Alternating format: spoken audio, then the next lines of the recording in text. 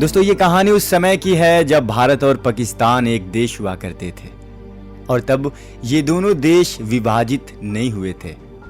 तब चिनाब नदी के किनारे तख्त हजार नामक गांव में रांझा जंजीत के जाट परिवार में एक लड़के का जन्म हुआ था।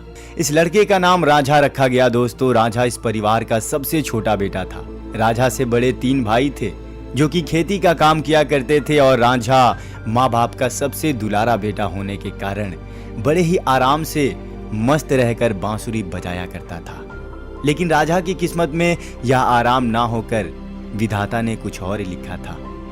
रांझा की भाभियों के द्वारा गृह कलेश करने का कारण, घर में झगड़ा करने के कारण रांझा जो है अपना घर छोड़कर कहीं और चले गए और इधर उधर भटकने लगे।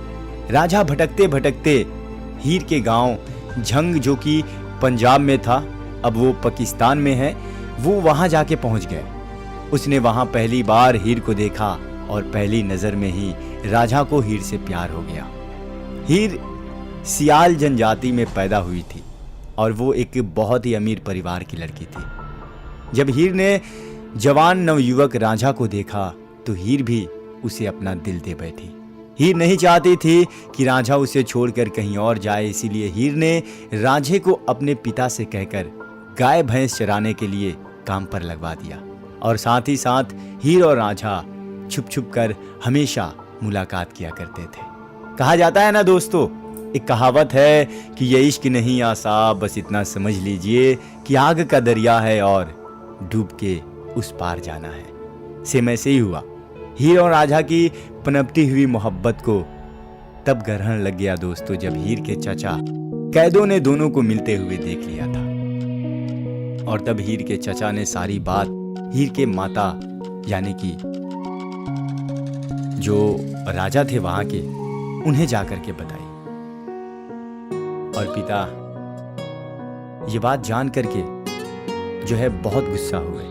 यह खबर सुनने के बाद हीर के पिता जो है हीर का विवाह सीधा खोड़ा नामक युवक से हीर की मर्जी के खिलाफ कर दिया। रांझा हीर की शादी होते हुए देखकर बहुत ही दुखी होकर कनफटे समुदाय के फकीर से गुरु दक्षिणा लेकर फकीर बन गया और गांव-गांव, गली-गली, कूचे-कूचे गीत गाते हुए भटकने लगा और भीख मांगने लगा। एक दिन अचानक वह हीर से मुलाकात कर बैठता है।